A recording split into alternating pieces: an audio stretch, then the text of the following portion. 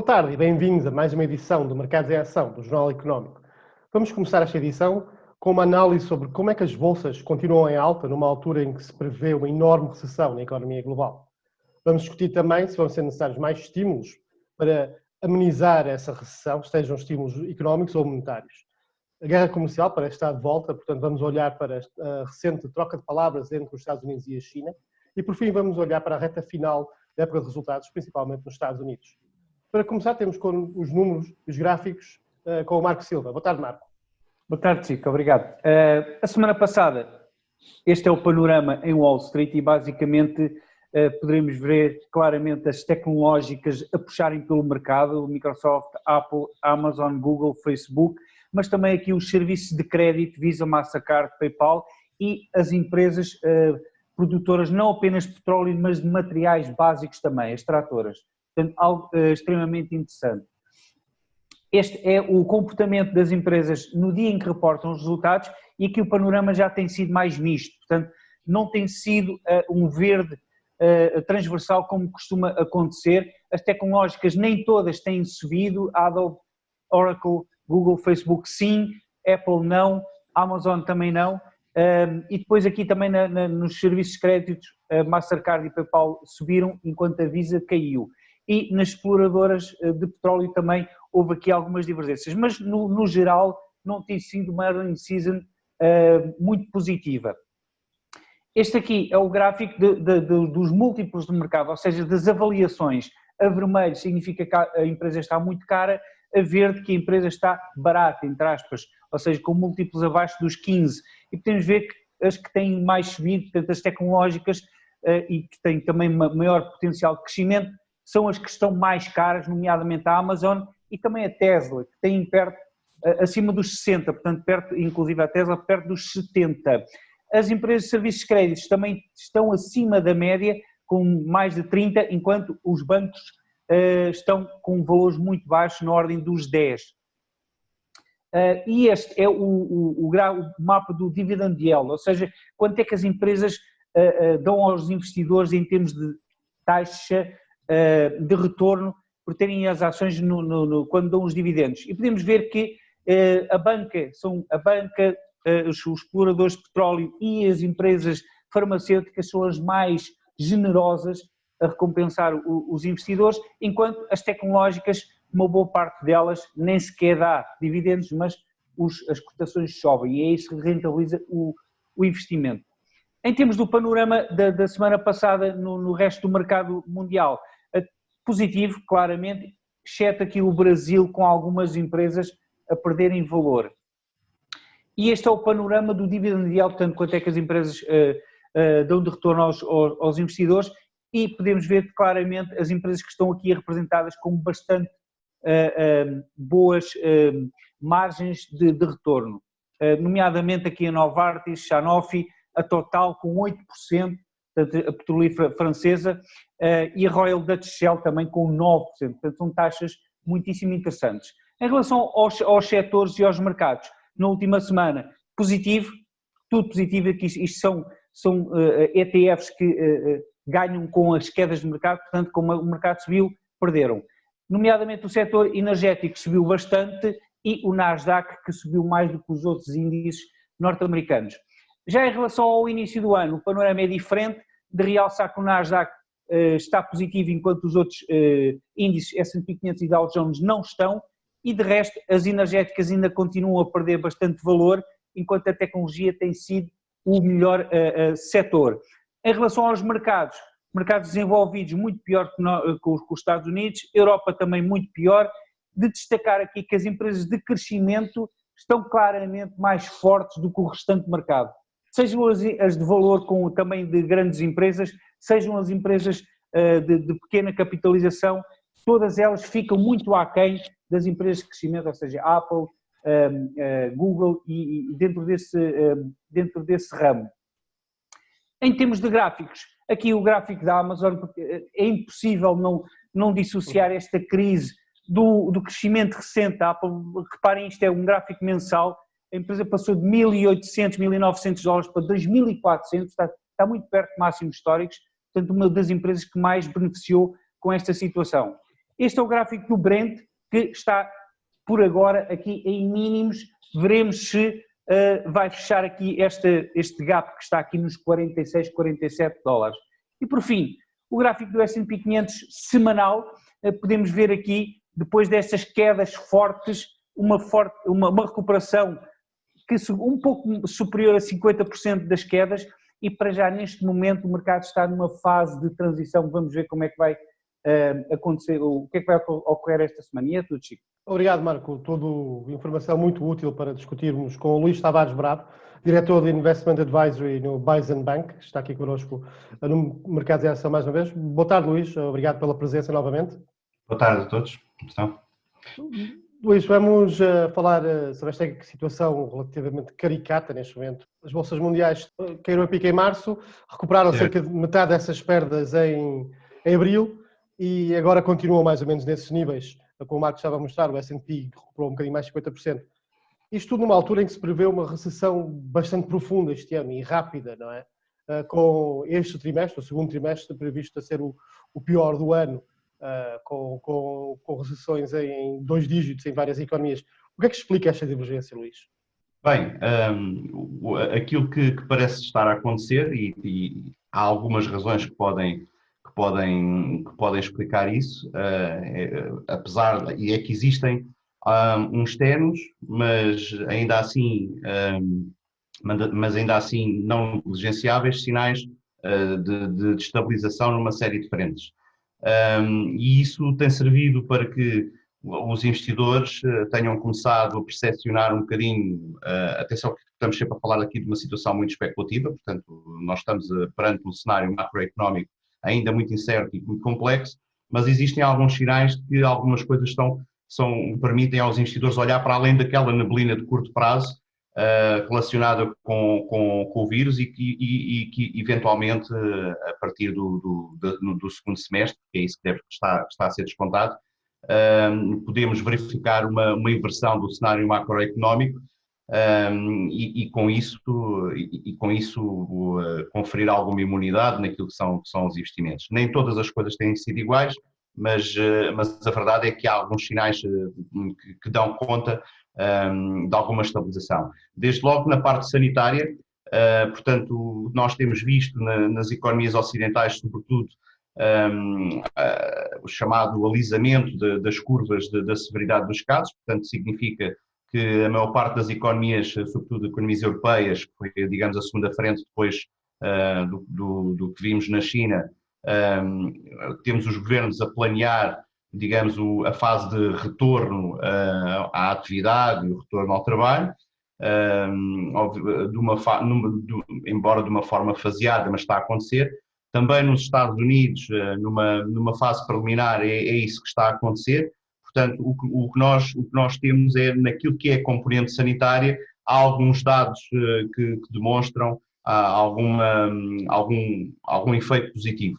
Também na parte científica, no que diz respeito a esta componente sanitária, nós temos visto, não provavelmente na questão das vacinas, isso ainda vai levar algum tempo, existe um consenso sobre isso, mas que existem alguns tratamentos que podem vir mais cedo que a vacina e que podem ajudar a diminuir a severidade dos casos. Portanto, vamos recordar, existem medidas de confinamento por causa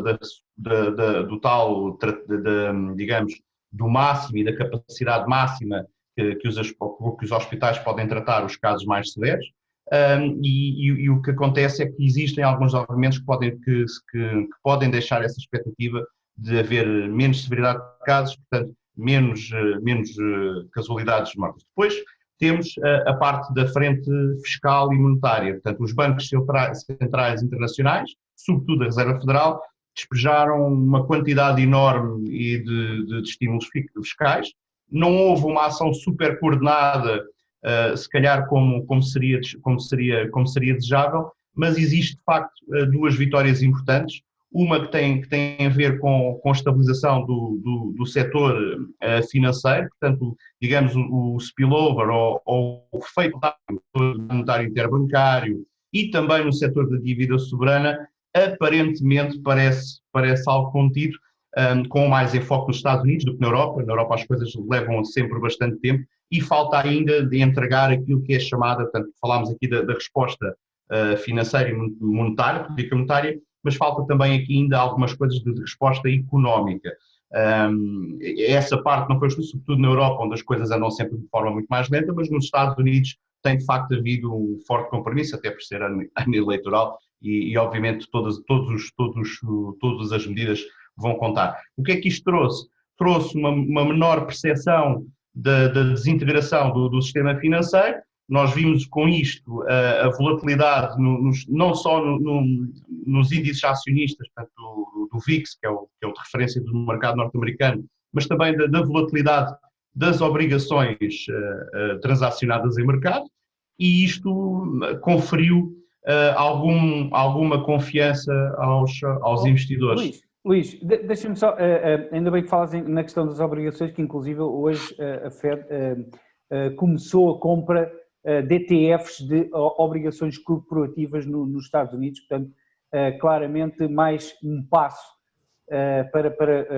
para o Banco Central norte-americano a entrar num espaço que geralmente não é o dele. Mas a questão é esta, e tu falas na estabilização. Mas no final do dia, e tu sabes, o que interessa é também os múltiplos de mercado. E o que é certo é que neste momento, por exemplo, a 7 de maio, nós estávamos com um múltiplo de mercado no S&P 500 de 20,4, o que é superior à média de 5, 10, 15 e de 20 anos, que está nos 15,4. E aliás, neste momento nós estamos com múltiplos de mercado, por exemplo, muito parecidos com os da bolha das .com. No S&P 500, já nem estou a falar na questão do Nasdaq. Quando é que nós teremos o reality check, ou seja, porque mesmo que as coisas corram bem, não vão correr bem, não vão recuperar daqui a 3 meses, e eu acho que também 6 meses é demasiado otimista, e estamos a falar de forward PE, ou seja, de uma perspectiva de resultados a 12 meses, portanto não estamos a falar de agora, estes múltiplos são de 12 meses. Como é que o mercado está nestes níveis e vamos ter aqui mais... Há um outro fator importante, certo, há um outro fator importante que eu queria que eu não acrescentei, mas que faz sentido, que é, existe também a percepção, para além de que existem estes estímulos, que os estímulos vão ficarem colocados em prática durante muito tempo. Pronto, e isto ajuda a alimentar a empolação dos chamados múltiplos, porque é um efeito que tradicionalmente desvirtua a questão dos resultados e alimenta uma hipotética expansão de múltiplos.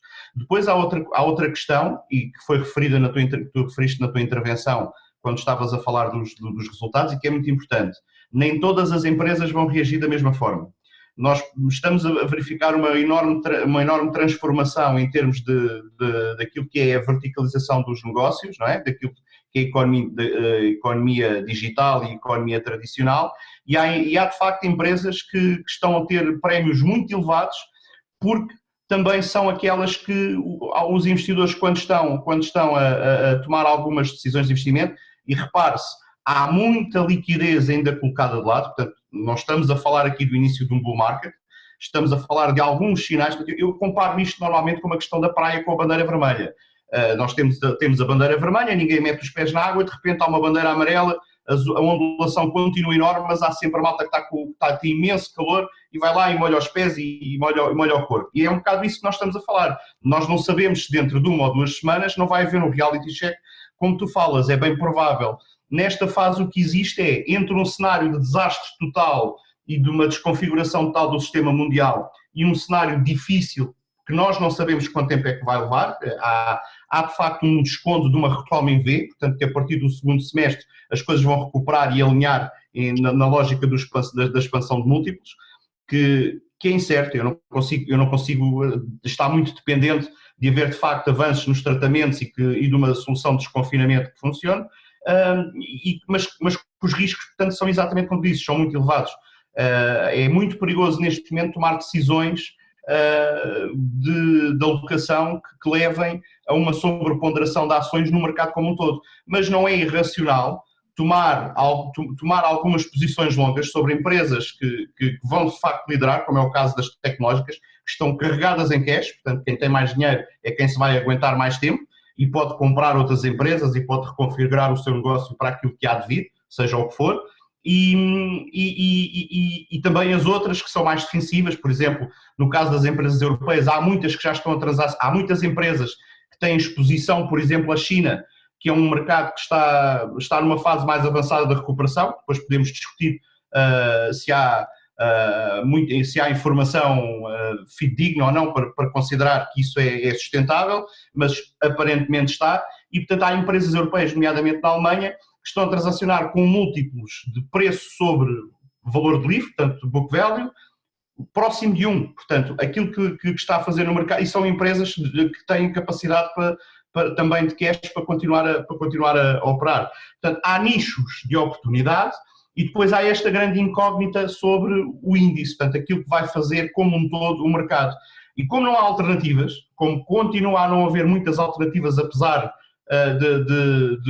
dos planos de compra que a Fed, sobretudo, está a levar a cabo, então os investidores também. Estamos sempre a falar de investidores com uma lógica mais especulativa, porque, recordo, os grandes fundos internacionais continuam maioritariamente, portanto são esses que interessam, continuam maioritariamente em soluções de liquidez e de curto prazo e de gestão de liquidez de curto prazo, portanto obrigações com maturidades curtas. Porquê? Porque também existe estes receios e porque também existe aquela percepção que também estar em cash quando a impressora está ligada pode não ser também uma grande alternativa. Mas sim, mas é como dizes, vejo os múltiplos continuam a transacionar em níveis muito elevados e podem estar muito associados a essa bolha, a essa máscara, digamos assim, dos estímulos e de uma percepção ainda muito preliminar daquilo que é a recuperação da economia mundial. Luís, essa percepção de estímulos foi reforçada, ainda por cima, nas últimas 2 semanas. A Fed, o BCE, o Banco de Inglaterra, o Banco do Japão, todos eles anunciaram de forma muito clara que estão aí para fazer o que for necessário e eventualmente aumentar estímulos. Lagarde, questionaram a Lagarde sobre os seus 750 mil milhões no PEP, como ela chama, no programa de emergência.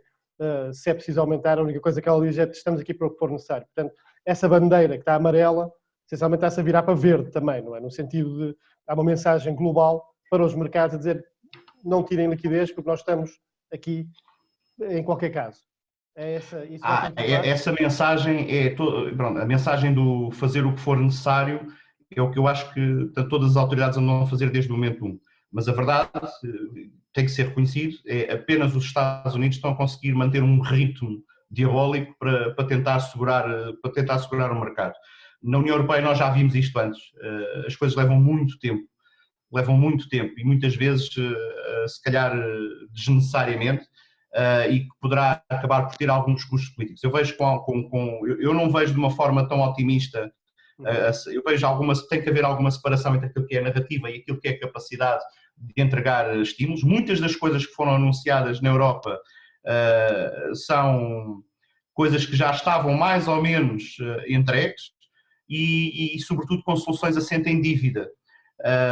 E temos que ser um bocadinho honestos nisto. As empresas para ultrapassar esta fase, sobretudo na Europa, não é a melhor forma criar uma nova terceira vaga, portanto uma terceira onda, portanto tivemos a primeira que é a sanitária, a segunda que é a recessão económica, que não sabemos quanto é que vai durar, e depois temos uma terceira que será uma nova crise de dívidas, que vai ser diferente entre os diferentes países e acentuar desigualdades.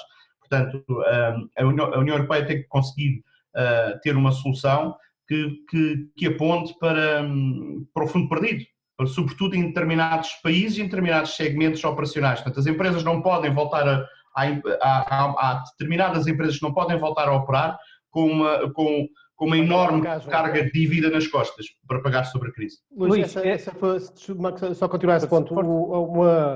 Claramente essa clivagem dos Estados Unidos e Europa, e dentro da Europa já tínhamos o problema Norte-Sul.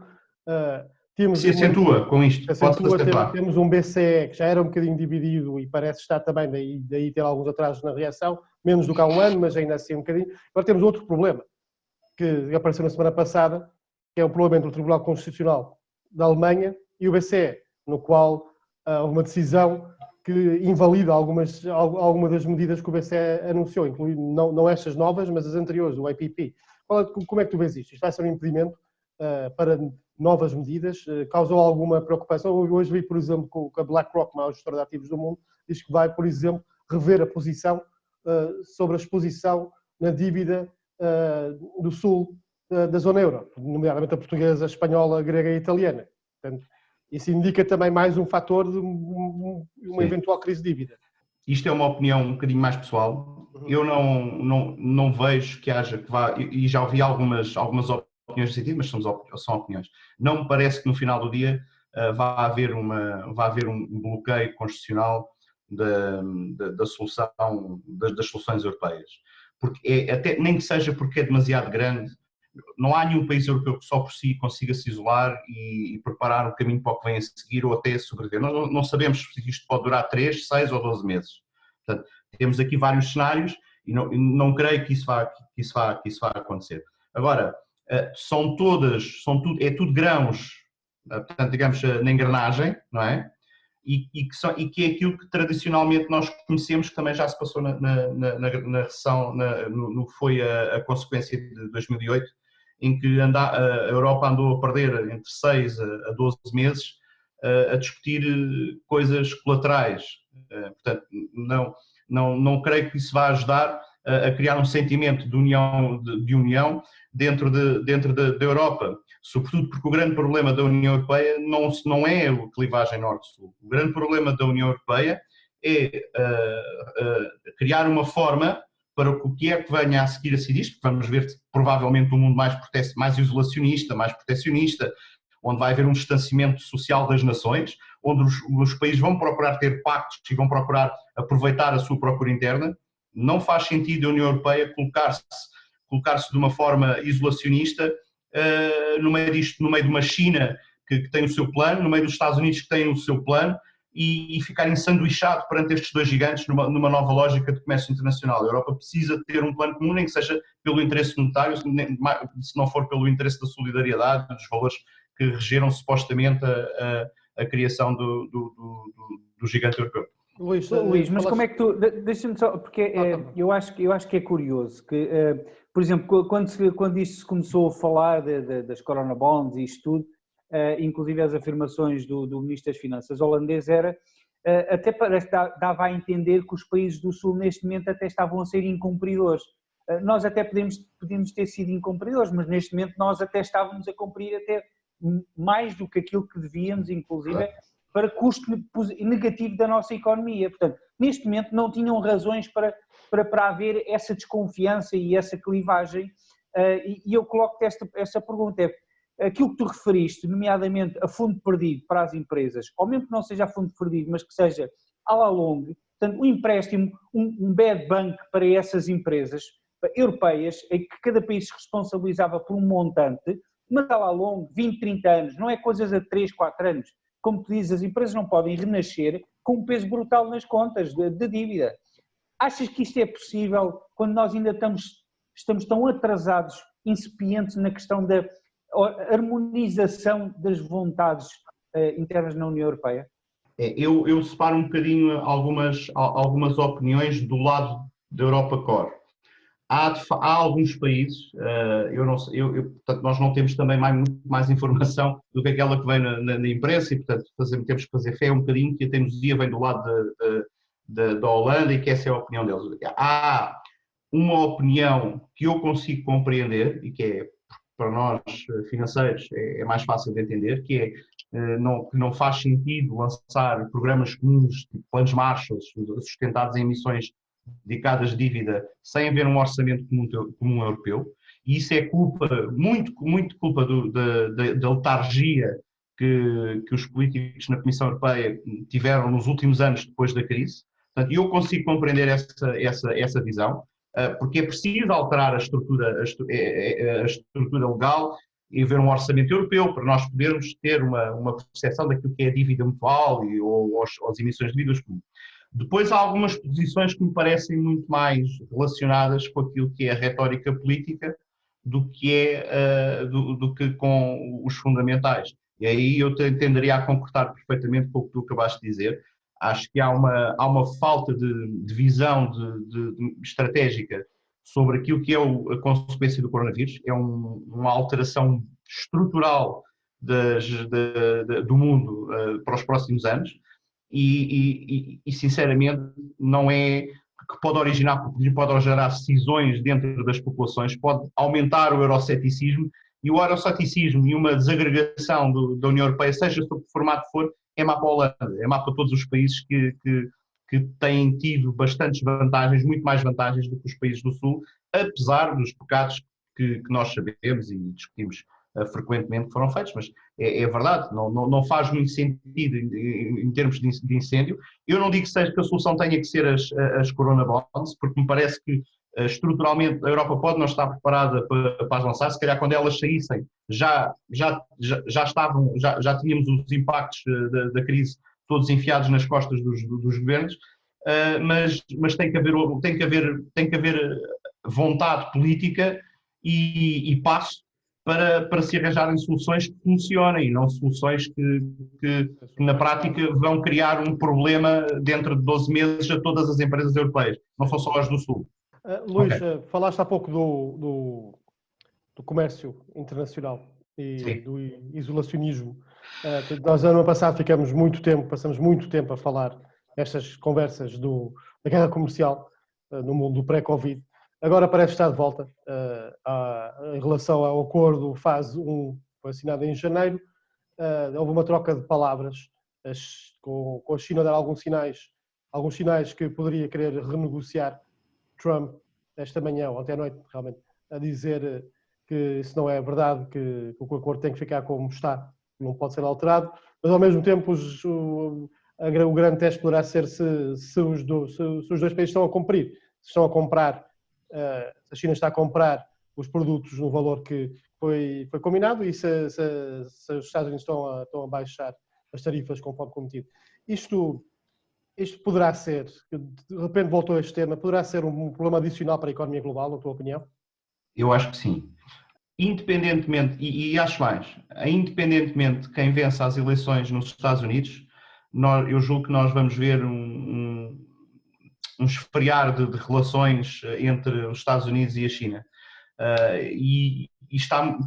Acho que vamos ter esta retórica até às eleições, portanto houve um aumento digamos, do sentimento, de algum sentimento negativo face à China, não só pela questão da origem do vírus, isso é um bocadinho aquilo que tem sustentado a guerra de Donald Trump contra a Organização Mundial da Saúde e relativamente com a maior agressividade da China, mas parece-me que isso tem sido usado mais por lógica da sua reeleição do que provavelmente sobre aquilo que é a sua agenda política.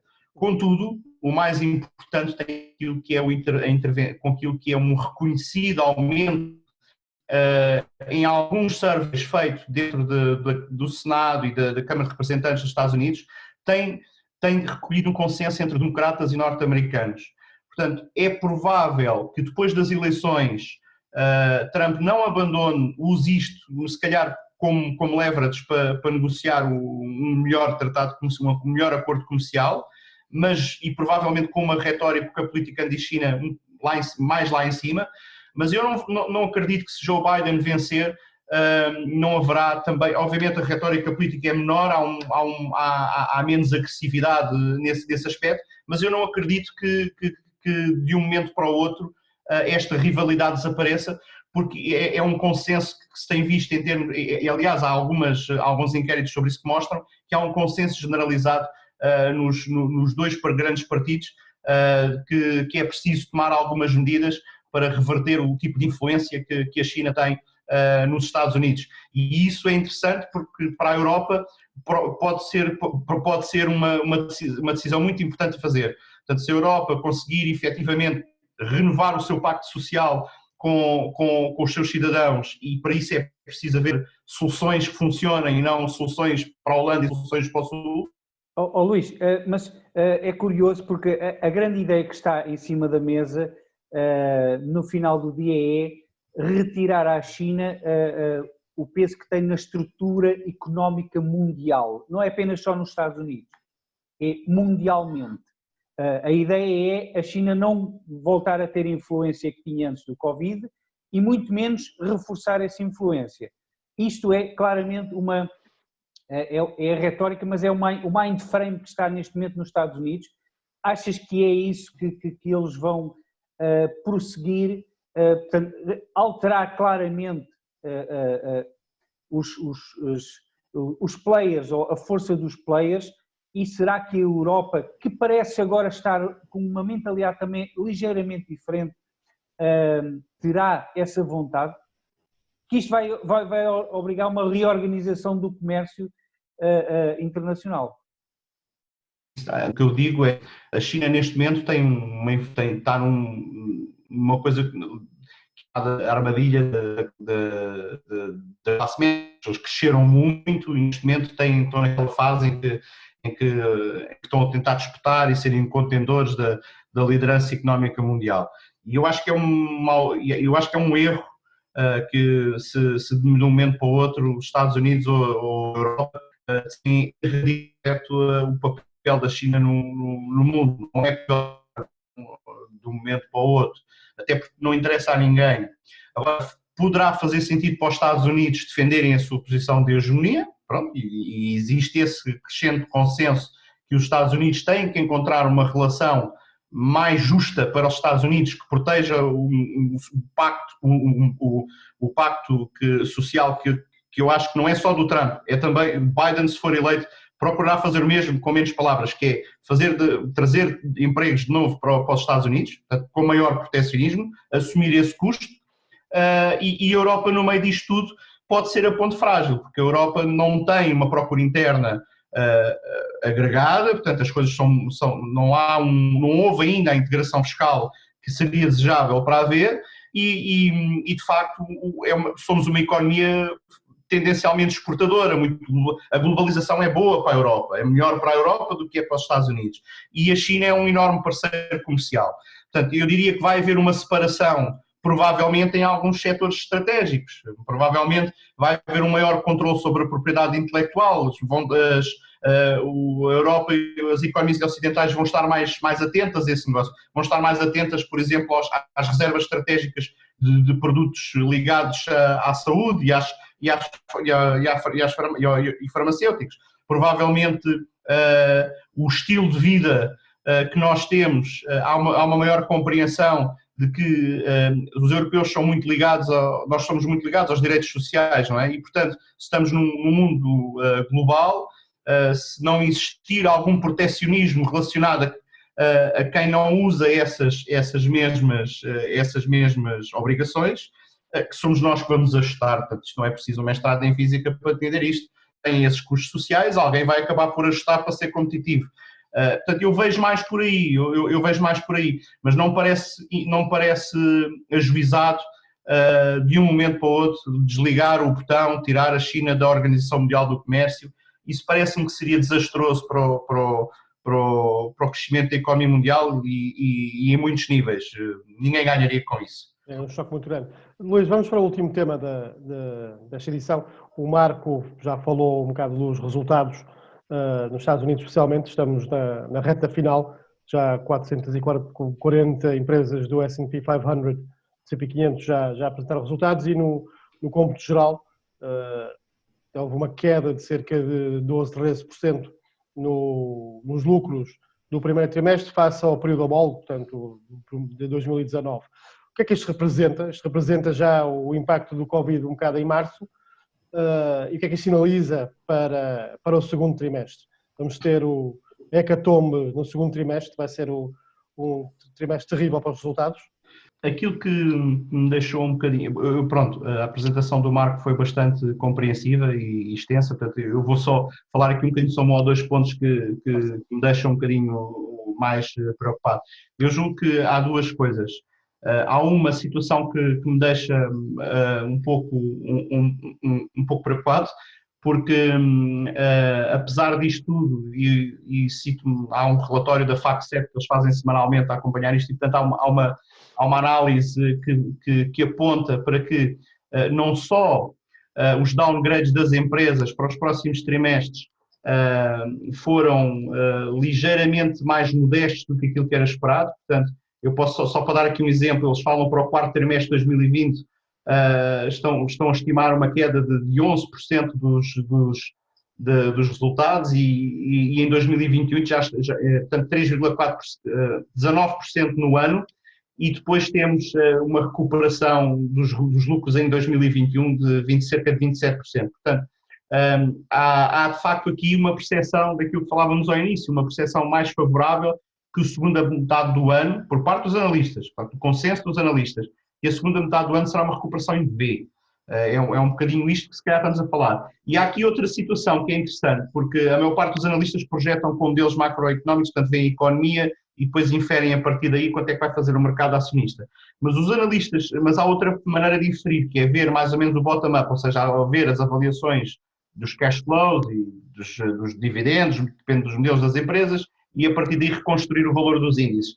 E é engraçado porque, curioso, porque os analistas reviram em alta para os próximos 12 meses o valor do S&P no aftermarket dos resultados em cerca de 11%.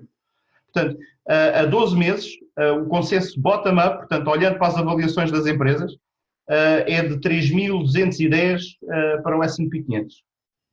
Portanto,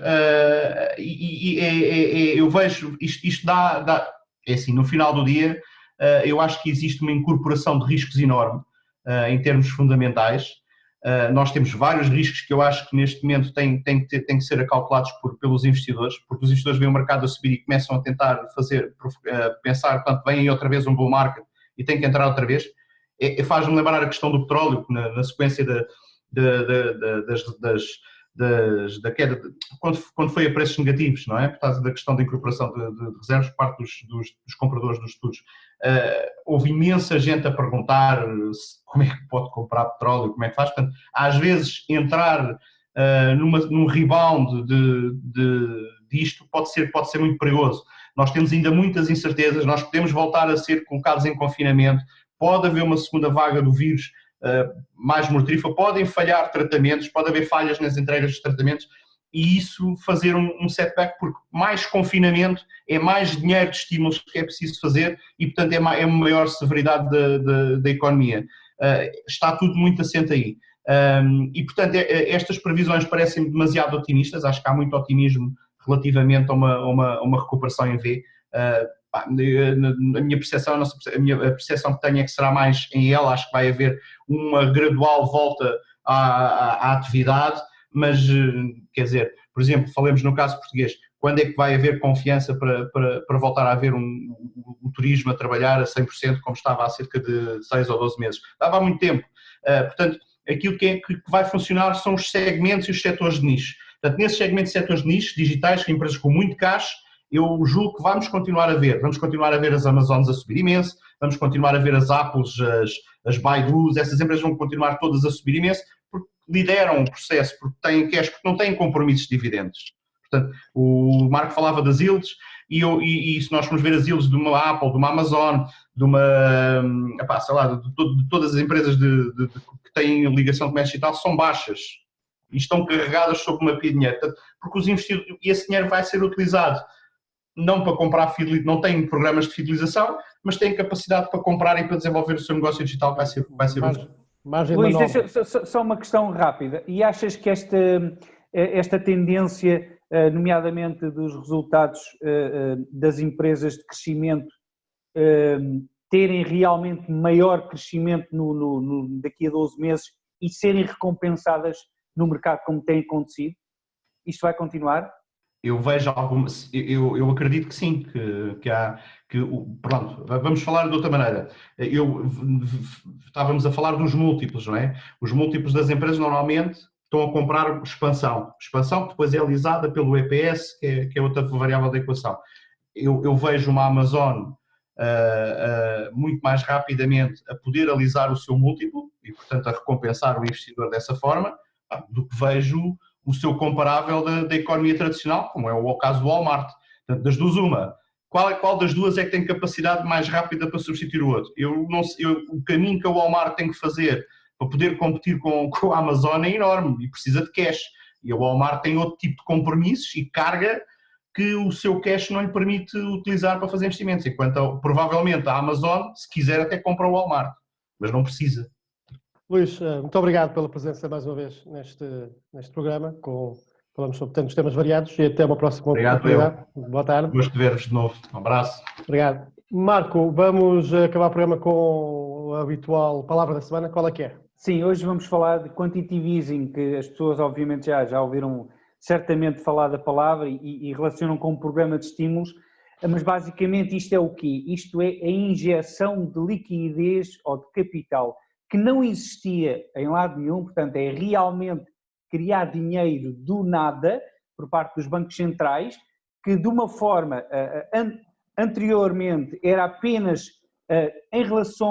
numa relação com o setor bancário, portanto os bancos centrais não atuavam no mercado aberto, mas a partir da crise financeira passaram a entrar no mercado aberto. Isto significa compra de obrigações privadas, inclusive para além da compra de obrigações públicas, as privadas, e agora então o leque abriu-se ainda mais com a Fed, por exemplo. É muito curioso que em 2011 o BCE foi mais além do que a Fed e agora é a Fed que está a ir mais além do que o BCE, nomeadamente a ser parceiro e a entrar com o risco mesmo nos empréstimos aos pequenos e médios empresários, o que é algo que nunca aconteceu e dá aqui outro panorama, claro, aos bancos centrais. Portanto, é injeção de dinheiro novo, que depois supostamente vai ser retirado, não se sabe quando, se alguma vez, e no sistema.